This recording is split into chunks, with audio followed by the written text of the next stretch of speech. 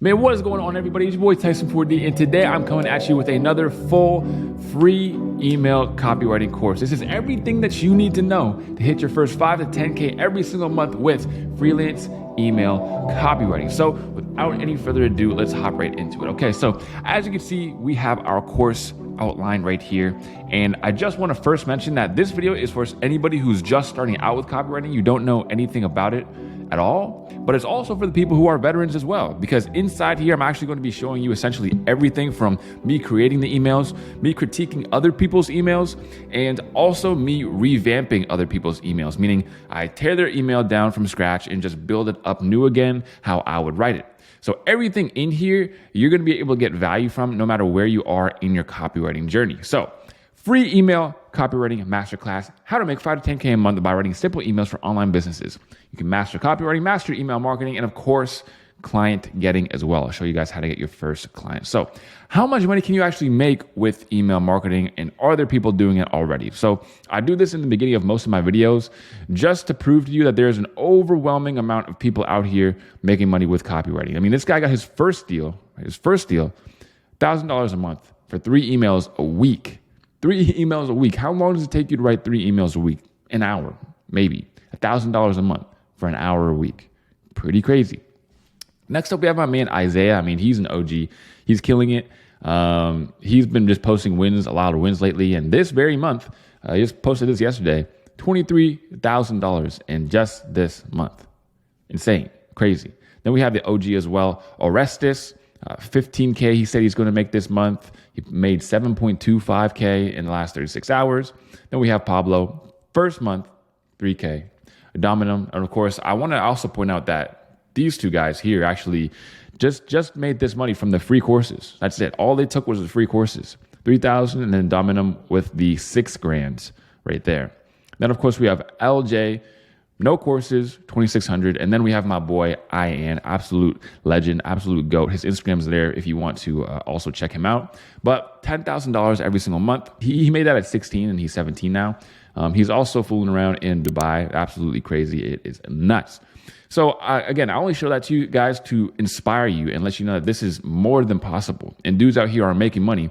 And again, it also doesn't matter how old you are, because I get this question every single time, but Tyson, I'm 14, 15, 16, 17, 18, whatever. It really doesn't matter, guys. We have dudes as young as 14 years old, literally making thousands of dollars every single month with copywriting. So guys, my goal for the next few hours is to give you a surplus of free resources, trainings, and action steps that when applied, will give you the best chance at reaching a full-time income with freelance copywriting in the next 60 to 90 days, okay?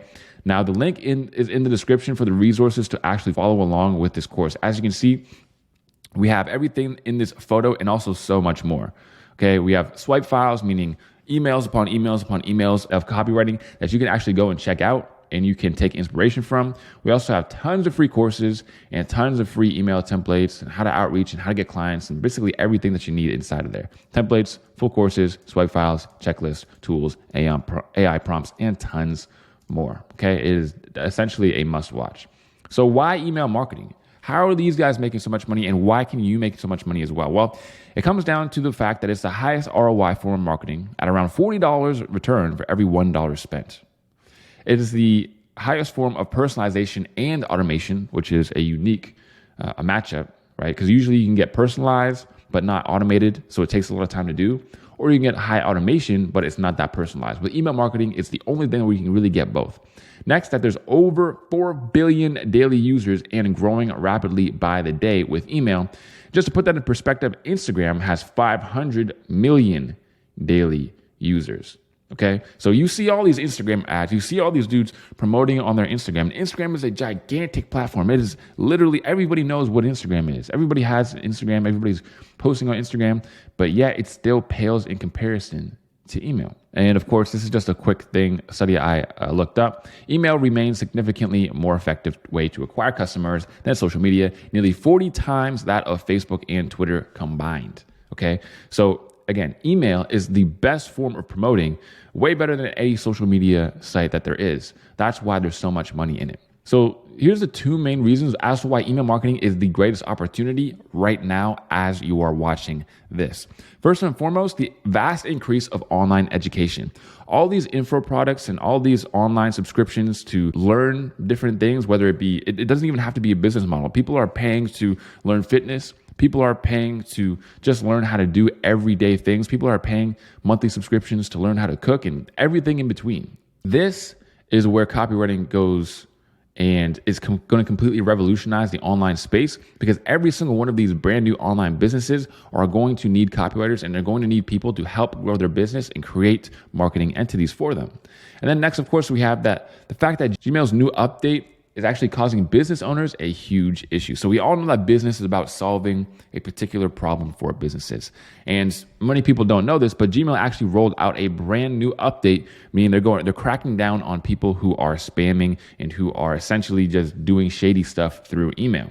Meaning that a lot of business owners, their open rates or their emails are getting sent to spam incorrectly because they're getting caught up in the Gmail filter.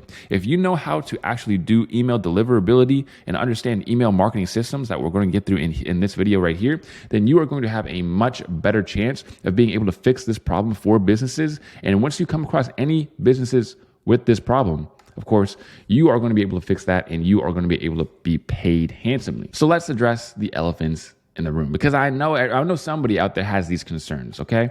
But Tyson, what about AI? Well, my answer would be, what about AI, right? AI really isn't to the point where it quote unquote replaces anybody. AI has not replaced anybody at all. It hasn't replaced copywriters. It hasn't replaced basically anything, okay? And will it in the future? Who knows? Who cares? We're not living in 2030 or 2040 yet, right? If you can actually start making money with this, then, I mean, whatever. If in 5 years or 10 years, it's going to be completely different, right? So I would say AI is not something to worry about until it's something to worry about for everybody.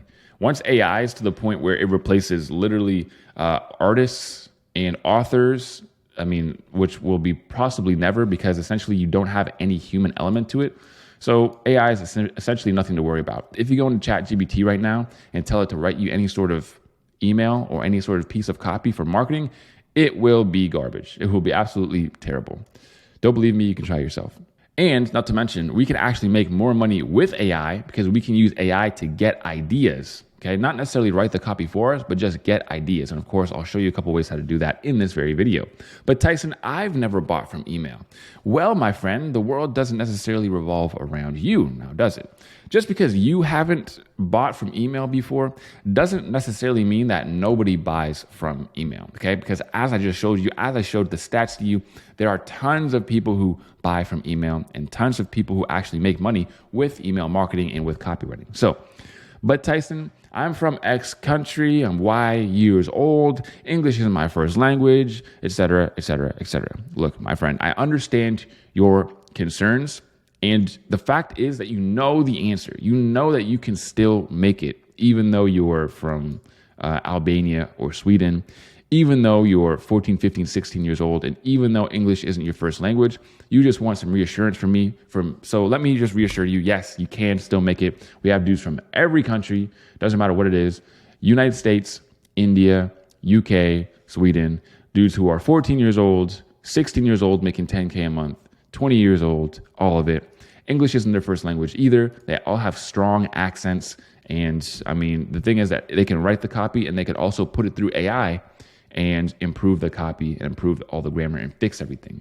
So essentially, anybody, really anybody, no excuses as to why this couldn't work for you. All you have to do, right, is to just take those concerns and completely forget about them. Everybody has their certain disadvantages, but you need to work independently of those disadvantages and just forget about them. So here's what we're going to be covering today, my friends. First and foremost, you're going to be writing your first email with me. You're going to watch me write an actual email from scratch and see exactly how I build it.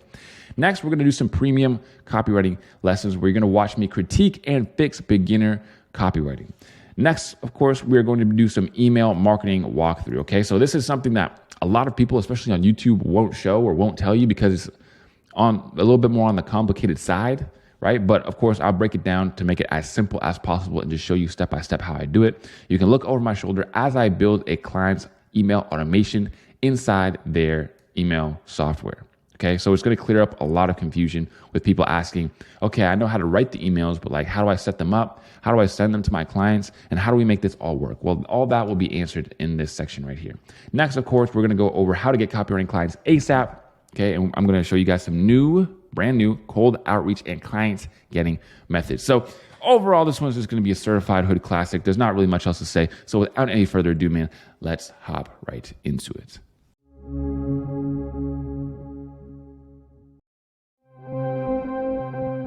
New blank document, remote protocol email. If I could spell, it'd be even better, honestly, but hey.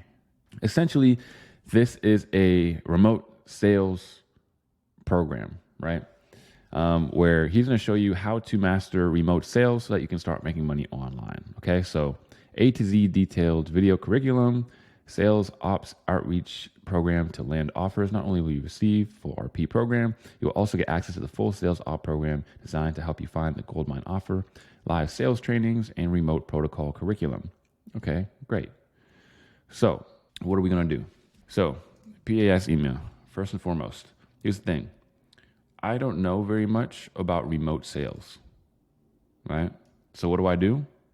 Man, come on now. The easiest way. So there we go. Essentially, we are writing an email. I'm going to be writing an email for this program, the Remote Protocol Live, where he's showing people how to be remote sales people. Boom. So, okay, so here are some of the biggest problems. Lack of experience, building a client base, product knowledge, self-discipline, generating leads, handling rejection, competitive market, technology and tools, building trust and relationships, income fluctuations, balancing work and personal life, and continuous learning. So whatever, we do lack of knowledge, okay? So what's the problem surrounding lack of knowledge? We'll just talk about, like, you don't know how to sell, right? So I'll come back to ChatGPT again. What are some big misconceptions people have about being a remote salesperson when it comes to selling skills? Easy to make quick money. It's all about persuasion and manipulation. Anyone can be a salesperson. Okay, you need to be extroverted. That's a good one. Let's just make it about extroversion, introversion. Subject line. So it's a little bit long, but like I said, you write drunk and edit sober. Let me go to tools, go to word count. So I want to keep it underneath 40, and right now it's 43. So I'm going to come up with a way to shorten this. Boom, that one's shorter, and it's also, but the email itself will be in the PAS, right? Even though the subject line is a little bit CJN, but most subject lines work well as CJN anyways. Tools, word count. Okay, now we're at 35. Boom. So first thing we need to do, very simple. We relate to the reader, relate to what it's like being an introvert, feeling like sales ain't for you, and then twisting the knife, and then showing how it comes up in their life. And the solution, what to do when you're an introvert and why it's a good thing. Okay, so that is essentially our goal here and what we're going to do. So right now, this email is not that good. The what's in it for me isn't there where it needs to be, and it's just, yeah, I'm just writing, right? So like I said before, when I first started this, you write drunk and you edit sober. You just write. That's really it. So essentially I started off by saying, this is why it sucks being an introvert in this, right? That's the P part. Then I gave a little bit of what's in it for me, which I'll have to transplant it. I don't know why I use that word, but I have to transplant it a little bit earlier. And then this is the A, right? Even this stuff right here, calling for a pizza, like that's more agitate than it is problem. So I'd put the what's in for me right here at the third line. But I'm not going to go back and do that because like I said, so I've said this a little bit in the 40 Academy as well, but your writing part of your brain and the editing part of your brain are completely different, right? So me going back and editing what I wrote as I'm writing it is essentially just having your focus, right? And it's really going to cause you to go a lot slower. Also, I want you guys to know I'm going a lot slower because I'm explaining everything as I do it, right? And I'm trying to teach you guys as I do it. So that's why it's going to take a little bit longer than usual. I'm just letting it all flow right now. And when you get really good at email and copywriting, like this is a complete freestyle. Like I ain't even go back. Okay, so this is my agitate, right? So my agitate, essentially, what is it doing? It's describing their fear state. So it's like I tell you guys all the time. You have your fear state, which is long-term negatives. You have your obstacles, which is the short-term things that are keeping you from what you want. You have your wants, which are what would it look like if you were to delete those obstacles in the short term and get what you want. And then your dreams, which is the long-term, what you get overall, right? And right now I'm describing the fears. So agitate, let me just put it here as a side note, because honestly, I am dropping some absolute gems right now. Agitate comprises of two parts. One is describing how it shows up in their life. And then two is describing where this problem will end them up, which is exactly what I do right here in this email, right?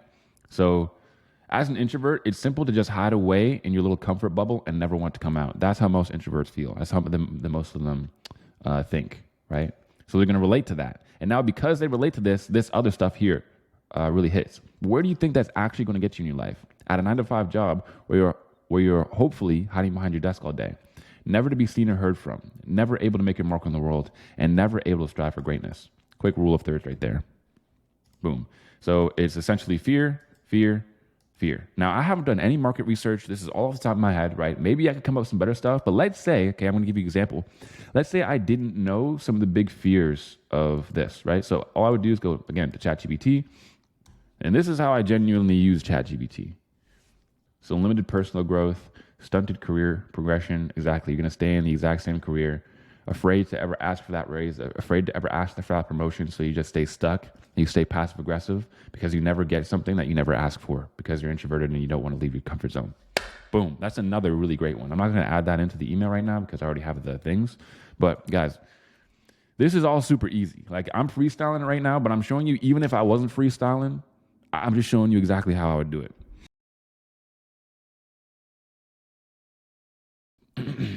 And then just peace, right? And this video, check out this video, is literally just this. It's simply the VSL, okay? Boom. So here we have a whole email. It's all finished. It's not perfect. There are some lines here that are kind of long that I could take out, like this one especially. And there are some things that I could add, like bold and formats and stuff, but boom, making it look hella easy. Yeah, I swear, bro, it does get hella easy. Like I write more copy than most copywriters. Every video I make, every live I do, I review copy all day. Like I live, breathe, and eat copy, right? All this came right off the top of my head. So now I have it done. Now here's how I go back and edit it, right? So I would read it first of all. Hey, first name. If you're an introvert like me, you know how anxiety inducing it is to get on sales calls all day. I might change this. I'm not going to spend too much time on it because we still have more emails to make, but I might change this. You know how anxiety inducing it is to get on sales calls all day. And then I put the what's in it for me up here, right? So see this is the what's in it for me. I'm going to just cut. I'm going to bring it down where it needs to be. Boom. So let me reread it. Hey, first name. If you're an introvert like me, you know how anxiety inducing it is to get on sales calls all day. So let me show you the introvert strategy to making 6 figures as a remote sales rep. Because I get it. Calling for pizza delivery is hard enough. Can introverts actually make great salespeople? Guys, getting your what's in it for me in the right spot is so easy once you really have that copywriting mind, right? And this is one of the things that I see most people screw up on is they don't have their what's in it for me, or they have their what's in it for me at like the middle of the email. It's like, yes, you have to describe and identify with the prospect, but that's the thing, is that you can poke the what's in it for me just in the middle of you describing it for them. So I know what it feels like, so I'm going to show you how to fix it. Why? Because I get how bad it is, and then I'm further describing it. It's really that easy. Can introverts actually make great salespeople? As an introvert, and then I might add some more. So I want to make it like pop, right? I never really like to add too much in one. So even this line is a little bit long for the beginning. So it's not my favorite. I might want to shorten up the what's in for me a little bit. But it's short, pop, pop, pop, pop, because I get it. Calling for a piece of delivery is hard enough. Can introverts actually make money as great salespeople? And then I would bold this because it's kind of the topic, right? So boom. So this is a scroll stopper, right? Like we said, scroll stoppers, usually you want to have like 6 sentences, right, of space between your scroll stoppers. So as an introvert, it's simple to just hide away in your little comfort bubble and never want to come out. I know that's relatable. That's just introvert stuff right there. But where do you think this will actually get you in life? At a 9-to-5 job, where you're hopefully hiding behind a desk all day. I'll just put at a 9-to-5 job, hiding behind a desk all day, never to be seen or heard from, never able to make your mark on the world, and never able to strive for greatness. Right? This is not what people want. And this is, again, me describing what it will look like if they never change the problems or never fix it. But that doesn't have to be you. This is the solution part, right? So usually when you transition to the solution part, it usually is something like, but that doesn't have to be you, or, this is why, but it's not your fault, right? These are classic transitions to the solution. Iman Gaji uses "it's not your fault" a lot. Because in reality, introverts can make amazing salespeople. In fact, one of the top students of Remote Protocol is making over $13K a month. Is the most shy, introverted, and agreeable person I've ever met. Or I'll just put introverted, actually. Also, I'm starting to notice that the word introverted is coming up a lot in this video, in this thing. So what I would do, go to ChatGPT, give me synonyms for the word introverted. A lot of you guys aren't really at the point where you have to worry too much about synonyms and stuff, right? You have some straight structure problems and some other stuff that's like more of a problem. But me, how I would make a perfect email is I'm starting to notice that the word introverted comes up a lot. Introvert, right? So I might change it a little bit. Quiet, the most reserved, right? Solitary, timid. Timid is almost like a negative thing, so I might not use that. So the decent ones are like shy, reserved, solitary, right? But I might even use timid or one of the other negative ones in order to paint out a good fear, right? So at a 9-to-5, never being heard from, never being able to make your mark on the world, never able to strive for greatness, only destined to become meek and timid. Because those are the things that people don't want, right? So when I'm describing that fear state, I might use those types of words. But I digress.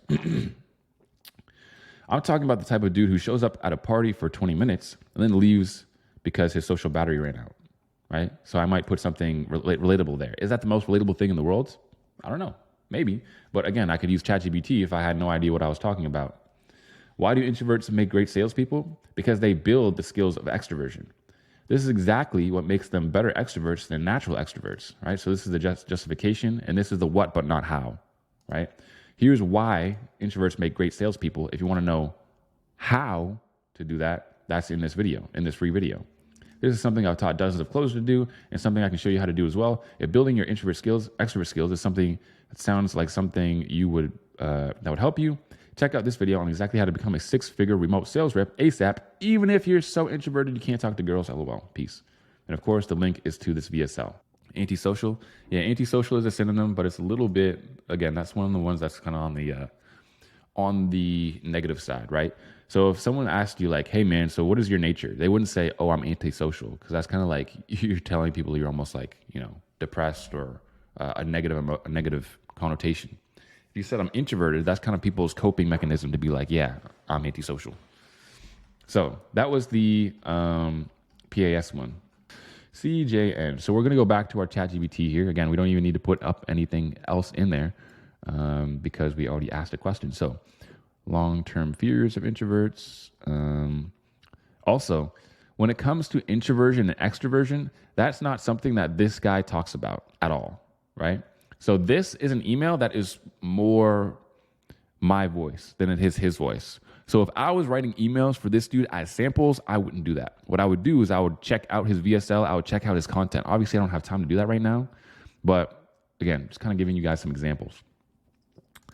What are some big misconceptions? Okay, so it's easy to make quick money. It's all about persuasion and manipulation. Okay. Anyone can be a salesperson. Okay, I do think I want to have one. Persuasion and manipulation. Product knowledge is enough. Remote sales is easier than in-person sales. Sales is about talking, not listening. Okay, so there's some good ones here. So I want to make an email about how sales is not about persuasion or manipulation. It's only really about helping people and seeing if they're a good fit, right? So I don't usually use ChatGPT for this. I'm going to be honest. I usually come off the dome, but I'm going to try. See what it does. So, because the thing is, bro, ChatGPT will give you a subject line that's like a goddamn book if you don't say under 40 characters long. I'll actually put under 50 just because we can shorten it if we want to. Under 50 characters long. Boom. And also, man, like learning how to actually prompt ChatGPT properly is a skill in and of itself. I was never that big into it. I was like, yeah, all these dudes call themselves prompt engineers and they think they're so hot because they can ask ChatGPT a certain thing. But it actually is a skill in and of itself, because now that I know how to prompt ChatGPT, I also know how to give better instructions in general. Like I have a whole team that I talk to, and I ask them for things like my video editor, for example, or my thumbnail designer, or any of these dudes.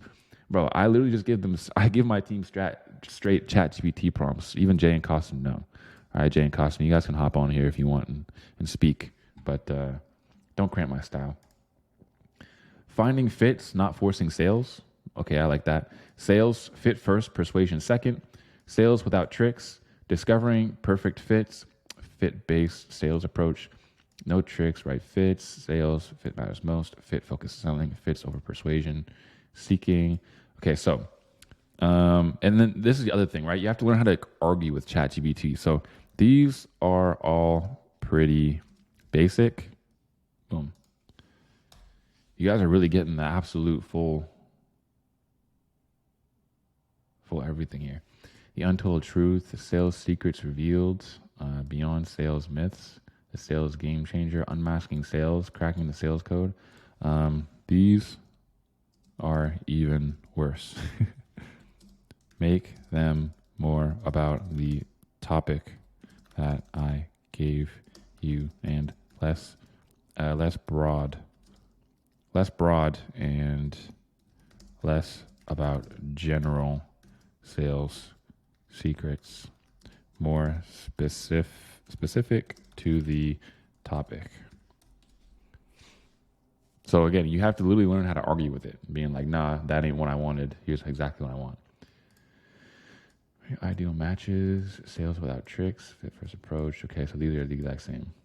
So this is as good as it's going to get, right? Ethical sales. Okay, so what might I put? Oops, I don't want to do that. What might I put? So I'm just going to write down a couple, right? This is how I do it if I don't know how to. Subject line. Okay, so notice that these are all very, very different. These all would make a great split test, right? The reason why they would all make a great split test is because they're all very different. So I might come up with all of these. None of these are like all like screaming at me like, yo, this is dope, but they could work. So let's just start it. So here's what this is going to look like. Premise. I'm going to add a what's in it for me. And then what most people think, why they're wrong. Strong justifications. And then new paradigm. What do they call that? I don't know why, but whenever I'm looking for a simple word, my mind just goes to the most like complicated ass word. new paradigm, and then CTA. That's really it. The premise, the what's in it for me, what most people think, why they're wrong, strong justification to support my claims, new paradigm, CTA, aka CJN. Goddamn, I'm not gonna lie, it's a little bit gold right now. It's a little bit gold. I don't know if I should be giving this all away, but hey, it is what it is. So we're just gonna jump right into it. Hey, first name. So essentially, this is like a CJN opener, right? Guys, this shit's just like chess, bro. I'm gonna be honest. This shit's just like chess. This right here is what I call the London opening, but copywriting wise. You feel me? How many of you guys know what I'm talking about? Can you sell anything to anyone? If you can, then you're probably a sleazy salesman. Challenge. Now you're like, what? But I thought I'm supposed to be able to sell ice to an Eskimo. I thought I'm supposed to be able to be that man that can sell anything to anyone. I'm just a salesman, you know, right? It's all about manipulation. It's all about tricking them into buying, right? But here I'm going to tell them, well, you've probably been told that, but in reality, you only want to sell things to people who actually need them. If you get on a sales call and somebody doesn't actually need your thing, but you're still trying to sell it to them because you want commission, that's exactly where your anxiety comes in. And you get nervous to get on sales calls because you know that you're trying to force this thing down somebody's throat. And that's exactly where you would completely destroy your business, because now people buy for different reasons than they should, and they're not going to be helped by your product. And then your product's going to get a bad rap, and then you're going to be completely destroying the business that you're in without ever having to hard sell your way here. Because here's the deal. So I could go a couple ways here, right? So I set the premise. Now I could go, and again, this is literally, like I'm saying, chess, right? This is where we're getting into the mid game. Now we have options of where we want to go. We check out the board. We see what our options are. So one, we could go with listicle, right? Which would honestly be a good way to go with, because it would give us the ability to get the information across really well, create a really well thought out email where it's very persuasive and not bore people, because if they understand the first premise, they can go to number 1, number 2, number 3, right? So it's easier like that. I'm straight Hikaru when it comes to goddamn email copywriting. I'm gonna be completely honest, bro. I'm out here Emory Tate. Anyways, as I was saying, we could go listicle. We could go just straight attack one main point. We could even give story, honestly. We give a story. But it would be a quick story because this isn't trying to be HSO. Give quick story. Which is almost kind of what we did up here, right? When I went up here, I mean, guys, honestly, this email is complete fire. I'm not going to lie, this email is complete fire. Maybe not the absolute execution because I didn't edit it perfectly yet, but ideas-wise, this is complete fire, and I'll tell you why, right? I'm giving you one of the greatest justifications ever. I'm going to be completely honest. Introverts can make amazing salespeople. In fact, one of the top students in the remote protocol. So not only am I mentioning the product, right? So now you know that I have a product, right? But I'm not forcing it down your throat. I'm just making you product aware. Next, I'm telling you that it actually works because this dude's making $13K a month. Next, I'm telling you it works even though he's an introvert just like you, and destroying your limiting beliefs. All in one line. It's literally just it's a hack. It's a hack. Somebody let me cook. Whoever let me cook, bro, y'all messed up, bro, because I ain't gonna stop. Y'all shouldn't have let me out here win, because it's over now. When in reality, nothing can be further from the truth. What are some of our possibilities for main points? Okay. Now, honestly, most people are saying 1. So getting the wrong people inside. Okay, dope. Mic drop, bro. Not only am I actually creating some dope copy, this is just some straight up dope content. Maybe I should just be a remote sales guy. Selling the wrong people in your program, or selling to the wrong people, is worse than not selling anyone at all. And then, of course, I need some justifications. And then, of course, the video in question is that. The video in question is the VSL. Okay, so boom. So I did almost the same CTA/close in both of these, right? So now that you have this new way of thinking, now you have to do it. But doing it is not as simple as it sounds. So I created a whole video on, again, this one's how you can become a 6-figure remote sales, whatever, without sleaziness. This one up here is how you can become a 6-figure whatever, even if you're introverted and you can't talk to girls. These are 2 completely different angles. But guys, notice that it's literally just chess. I'm literally just doing the plays. What do you do in the opener, then the mid game, and then the end game? You completely destroy your opponent. There's no luck. It's all figured out. And I'm not gonna lie, this might be one of my sexiest emails that I've written in a long time, idea wise, right? Not like execution wise, just because again I'm kind of rushing, but bro, the ideas are here. The ideas are here, right? So let's just break it down. Let's just break it down, see if we can edit it one time. Hey, first name, can you sell anything to anyone? If you can, then you're probably a sleazy salesman. Fire intrigue, fire challenge. Now people are scratching their heads talking about what on earth is homeboy talking about. So I'm going to show you how to make over 6 figures as a remote sales rep without ever having to hard sell your way there. So boom, what's in it for me? So again, what's in it for me? Really easy to place once you have this 4D copywriter mindset going on. And this is exactly, guys, this is exactly what I'm teaching you here in the 4D Academy. You guys are literally in the best place if you want to learn how to write like this. And again, I just wrote 2 emails while explaining them in depth and editing them in an hour. Right? People ask me all the time, Tesla, how long did it take you? I'd probably be able to make 3 emails in an hour and like edit them and have them all done, but I digress. Without ever having to hard sell your way there. Because here's the deal. So many people think good sales is the ability to sell ice to an Eskimo, right? And this is a common phrase that people have. So again, I'm relating to them as well. When in reality, nothing could be further from the truth. Because selling to the wrong people is worse than not selling to them at all. I'll just put selling to anyone at all. Boom. So now people are like, boom, what? So this is what I would call a very heavy line, right? It's a very heavy line that tells the whole premise in as short words as possible, something very punchy, okay? Because selling to the wrong people is worse than not selling to anyone at all. Why? Because you're selling them on an idea that your product or service doesn't actually solve. Now, this is a little bit like referring back, right? So I would make this more simple to understand if people were skimming. So that's how I would edit this, right? So again, execution-wise, this email is not perfect, but this creates terrible reviews, which kills reputation for not only you, but the client you work for, but also the client you work for. Right now, we're in a trust recession, right? And I could, if I wanted to, put right here, even more, let me move myself out of the way, even more justification in the way of studies, etc. Right? So if I were to make this a listicle email, I could make it a lot longer, right? Listicle emails, you have permission to be a lot longer because it's kind of like multiple emails in one and people can skim it if they'd like. But I could, if I wanted to, put more justification there.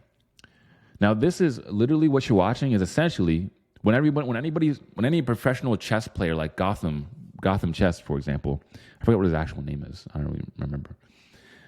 He's an international master. He has one of the biggest chess YouTube channels.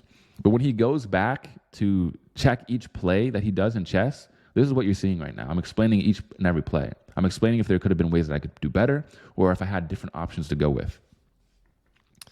Right now, we're in a trust recession. People on the internet talk way too much. All it takes is one nasty Reddit thread, and all of a sudden, it's like having a whole marketing campaign work against your product. And this is honestly, this stuff is just fire advice that I got from Mentor Matthew. I know you guys literally hear me mention Mentor Matthew multiple times, literally every single call, but it's true. That's the exact reason why I'm here right now, doing a live with my homies, right? We have lives damn near every day. And why I'm still constantly putting out content, and I'm not worried about sales, scaling. It's not the most important. It ain't. What's the most important is actually getting some good reviews and actually getting people to like your product. Because again, we actually are in a trust recession. Everything I'm writing in here is complete facts, complete mega facts. And all of a sudden, it's like having a whole marketing campaign work against your product. So what should you do instead? And this is where I transition to the end part. So new way of thinking. And over here, this is all the justification. And when it says why, boom, That's where we head into justification. I'm literally surgically dissecting the email that I'm writing for you guys right now. Trust recession. People on the internet talk way too much. All it takes is one nasty Reddit thread, and it's like having negative marketing. Okay, great justification. I could add more than there if I wanted to. So here's how I would add even some more justification. I'll just show you guys really quickly. For example, now the product doesn't have to be terrible. The thing is that the premise of the email is you getting people in for the wrong reasons, right? So imagine if I was trying to sell to drop shippers and I have a copywriting course. The copywriting course could be great, but selling it to the wrong person is just as bad as having a shit product. So that's one way that I'd add justification. Another way is I'd say, boom. Now, my friends, what do I have? I have a whole, oh my God, man, this stuff's crazy. Great marketing can get people through the door, but only great products will keep them coming back. Exactly, right? Great marketing, great sales might get people in the door, but only the product fit, or only the product client fit, you could word that differently, is going to keep them coming back. But only great results with your product will keep them coming back. Your reputation is built on what you do, not what you say. Boom. That's another good one. So all these ones work and are good. And you could silly say it like this. It was like famous salesman Grant Cardone said, and then you put a quote. And then they're like, oh, damn, that's right. Because quotes really hit people, right? Especially these ones. These ones are cool. Another way you could do is say, give me 10 analogies that speak to the same premise. Marketing is like an appetizer, but the product is the main course. If the main course disappoints, the appetizer won't save the meal. Just like sales. Sales is the appetizer. Product is the main course, right? If the appetizer is fire, but they get in the main course is just nothing like they wanted, just because the appetizer won't save the meal, right? Or it's just all going to be garbage. Exact templates and funnel. Let me go to this thing and check it out. But we can easily write for that. Closers.io. Maybe we'll write for that. Closers.io. CJN. Do HSO. And we'll do PAS. Yeah, okay. The UM is, we'll just say that that's what it is. He didn't explain that necessarily, but I'm going to just say that's what it was. That's probably what it is. So we can go a couple ways here. My original idea was nobody trusts you, and that's a good thing. We're going to go to tools. We're going to go to word count, and it's 43 characters, which is too much, right? We want to keep it under 40. So now you're like, wait, zero trust can make me $100K a month. Tools, word count. Honestly, it's snappier and it's shorter. So you're thinking, why? Why would no trust make me $100K a month? I thought these people are supposed to trust me. Let me open it up and read it. I say, hey man, currently on the internet, there's zero trust. Everything everyone sees is called a scam, and nobody wants to spend money on anything online anymore. But this is a good thing if you know how to take advantage of it. And that's what I'm going to show you how to do in this email. Boom. I think it's dope. I'm going to go with that angle. Honestly, I like these CJN more than like the listicles, because the listicles are cool for really short value, but when I'm trying to really drive home a point, it's a little bit difficult to do, right? Whereas a CJN, you have something really interesting and really fresh to actually justify, which is nice. And then, okay, so I have a few justifications in my head. So for example, let's take the Alex Hormozi one, right? And how you can profit from it. Let me ask you a question. Why on earth do people love Alex Hormozi so much? I mean, you look at all the other really big dudes in business, all the really other big business gurus, and they all have a huge audience of people who hate them. Whereas Alex Hormozi, you would be hard pressed to find even one person who doesn't like what he does. In fact, so much so that he can sell his books for $20 and you'll happily pay $40 in shipping. Why? Because he's well trusted. But how did he get so well trusted? Because he puts out so much content that helps so many people genuinely make a difference in their business. And this is how he has not only created a efficient system to build trust passively, but he also knows how to properly monetize that trust without diminishing all the goodwill that he's done. And then I can explain it further. Or I could use a 7-hour stat. According to Google, people need to watch at least 7 hours of content before they buy from anyone. Reason being is because the more you watch content, the more familiar you get with somebody, the more you start to trust them, right? Or we go to the marrying a stranger analogy. Picture you are at a bar and you see a girl you like. And all of a sudden, your life with her flashes before your eyes. You see each other getting together, getting a house together, starting a family together, growing old together. You're just absolutely infatuated. So you go up and ask her straight up, "You're beautiful, will you marry me?" What are the chances that she'll say yes? Very, very low. But what if, on the other hand, you just struck up a conversation, then you asked her on a date, and then you asked her on more dates after that, and then you were with her for months, then years, then you married her, and then like that. Essentially, you went from marrying a stranger to a series of small asks that eventually got you to where you wanted to get, which was marriage. That's exactly how we take advantage of the current lack of trust, right? We could go like that. I think one's dope. I'm not trying to glaze Alex Hormozi right now, but it's just true, okay? And then I could add a couple other not statements, but I don't have to, right? I could say it's not because of this, it's not because of this, it's not because of this, so what is it? But I don't want to make it a super long email, and I don't really want to use that, so I'll just go with a different mid-game here.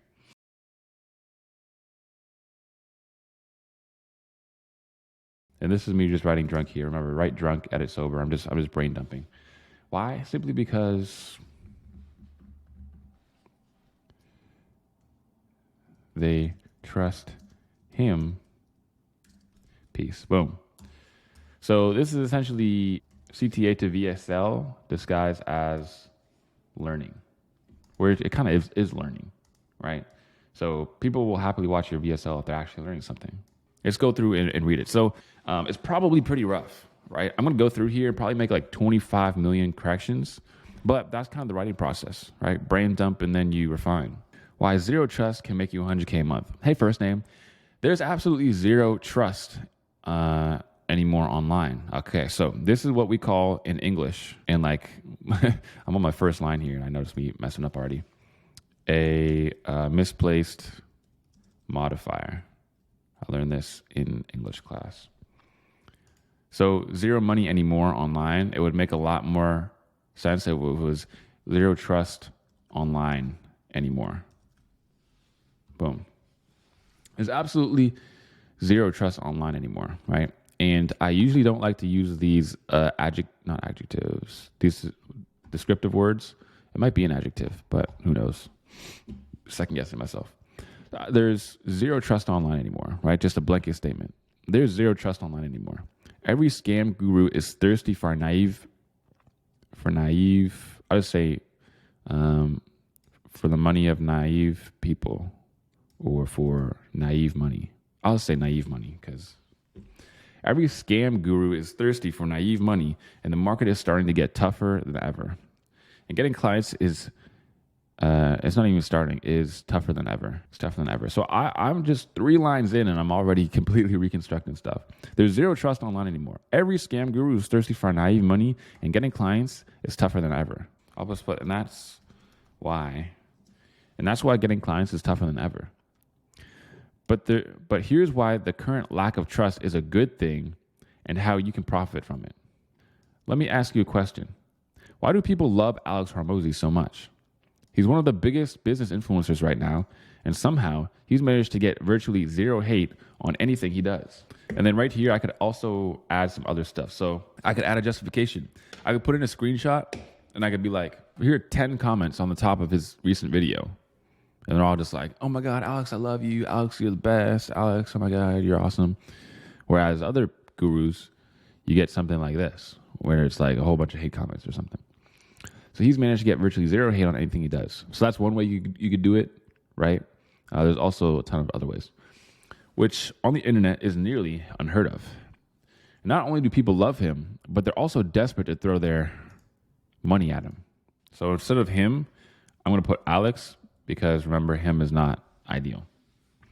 Not only do people love Alex, but they're also desperate to throw their money at him. During his book release, shipping on top of book release. I'll just put this. During his book release, I'll just put $50 was the overall price. How would I see this? So this is where we kind of come to a challenge, right?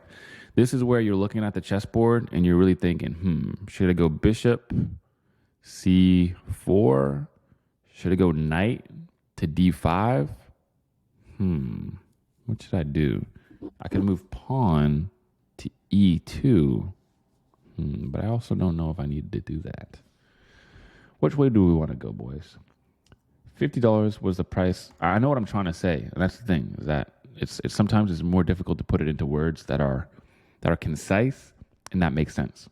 So I'll just put like this: want to be one of the first to get Hormozy's new book with high shipping costs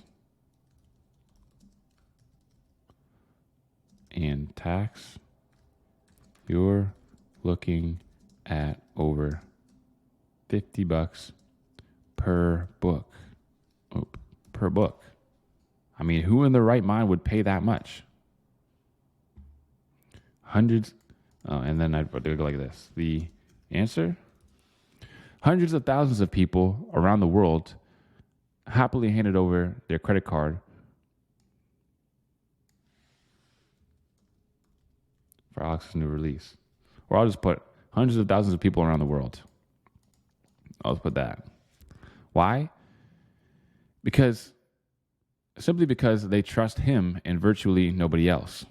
He's been able to come up with a system that not only passively builds trust, but also monetizes his trust without undoing all of his goodwill. So, like I said, what are some synonyms for the word trust?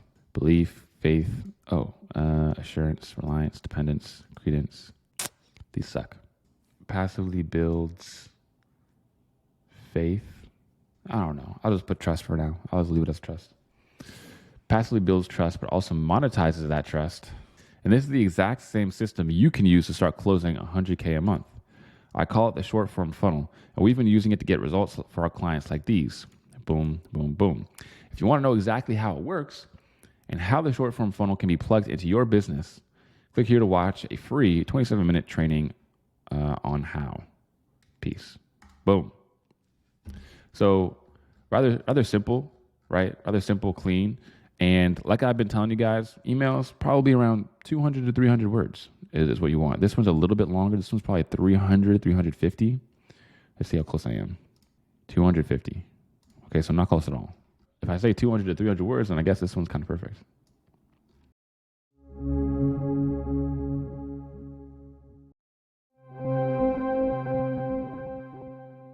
Problem unaware.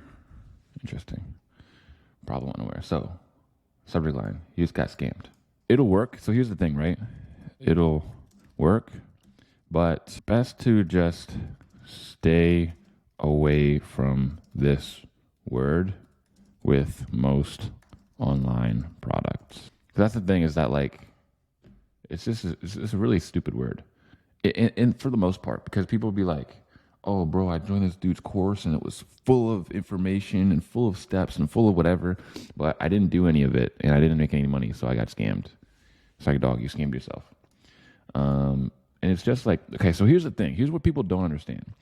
When some random dude calls up your grandmother and tells her that he's a prince from Nigeria that's going to give her $100,000, all she needs to do is send over $1,000 so that he could do something or whatever, that's you getting scammed. Whenever the quote-unquote IRS or the CRA call you and they're like, yeah, we need your social insurance number so that they can steal your identity, you got scammed. When you bought a course and you tried it and it didn't really work out for you, that's not really a scam. That's kind of just a low-quality course. And courses where it's like literally you buy it and there's nothing inside, or like it's like literally really, really garbage, they don't really exist. Like they're out there, but they don't really exist. The reason being is because people talk too much. If you have something that's genuinely just garbage in every single way, shape, and form, it's clear that you didn't work on it whatsoever. Everybody's going to know that. That's why everybody knows that 40 Academy and Copy Client Accelerator are the bomb. And a whole bunch of other ones out here that are dookie, basically they just get exposed. They just get exposed with their first couple weeks and then nobody buys them. So that's my philosophy on that word. If you've been told you need to work out every day in the gym, okay, so you can use scam here. If you're talking about like online money, that's usually just something you want to stay away from, because like when I tell you people have literally IQs of 25, like, I'm not even joking. Like if you say the word, people are going to be like, oh, he just admitted that he's a scam. I'm like, bro, what are you talking about, bro? It's just best to stay away. And do an excessive amount of cardio to burn fat. If you've been told you need to work out every day in the gym and do an excessive amount of cardio to burn fat, then you've been scammed. And I'm going to tell you the truth about fat loss. So yes and no, right? So the principle, yes, but this can be said in such a shorter amount of sentences. It's insane. So if you've been told you need to work out every day in the gym and do an excessive amount of cardio to burn fat. So you see how that lead is way shorter and way punchier, right? A lot of the times, like literally your clients will throw around the word punchy and they have no fucking idea what that even means. It's like, oh, you got to make it punchier. And you're like, what the fuck are you talking about punchier? It's like it's a thing, like it's a copywriting meme. Everybody talks about it. See here how you basically break it into two lines, one sentence that only means one small thing. And then you do this other really pretty long line. If you just keep it short and simple and kind of break things up into really nice and short pieces, especially in the lead, it's a lot more captivating, right? If you've been told that cardio is the key to fat loss, you've been scammed. Here's the truth. And then boom, I said the exact same thing you said, but in like a third of the amount of words. Then you've been scammed, and I'm going to give you the truth about fat loss. I made the same mistake, thinking if I work out hard in the gym and do more cardio, then I'd lose fat fast. But the problem is, I was consistent with my workout for 3 months straight, never skipped a single session, and still saw no visible changes in my body until I tweaked this one thing. I would end this sentence here, right? Because like, yeah, you can do the whole break up your sentence part, but this just sounds like the end of the sentence. It just sounds like one punchy sentence, so just use it as that. Fat made my fat loss rate almost double. I thought you said you saw no visible changes. Double. So 0 times 2 is still 0, dog. So there's some things here that could be easily improved, right? So one thing I'm noticing, and that's actually really important with weight loss, is add some quantities. Quantities. It's pretty funny. So the thing with any emails, right? If you have to actually quantify things, quantify what you're talking about. So if I was like, yeah, man, I tried for a really long time to make money and I didn't make very much money. And then in a really short amount of time, I made a whole bunch of money. You're like, what the fuck are you talking about? What do you mean? But if I was like, yeah, man, I tried drop shipping, literally lost $3,000 because I couldn't become profitable even once, burned up all my savings. Then I tried SMMA. 3 months later, I was making $3,000 every single month. Now, the story actually makes sense because I'm giving you specifics of everything, right? So in this situation, what I would personally say here is things like, so here's the thing, right? Is that there's kind of like mini stories within every actual story. And every story needs to be like really fleshed out, right? So whenever you watch any show, right, and this is extremely important, any show, I'm talking like The Walking Dead, Breaking Bad, right, all these shows, all the characters are very fleshed out, and there's very, very interesting specifics. Okay, so here you're doing exactly what I said in the 40 Academy when I talk about stories, which is you're retelling the story, and you're not reliving the story, right? So, okay, you're saying, I thought that if I went to the gym and did more cardio, then I'd lose fat fast. But the problem is, I was consistent with my workouts for 3 months straight, never skipped a single session, and still saw no visible changes in my body until I tweaked this one thing. I mean, realistically, if you're going to tell a story like this, you might as well just say, I tried cardio for 3 months straight and still saw no visible changes in my body until I did this one thing, right? You don't have to do with this, like, the problem with this is, and I thought this, and blah, blah, blah. If you're not going to actually relive the story, right? Because you're just kind of, you're expanding the events that happened. It's like, yes, you thought this and blah, blah, blah. So what you would do is, like I said, one of two things.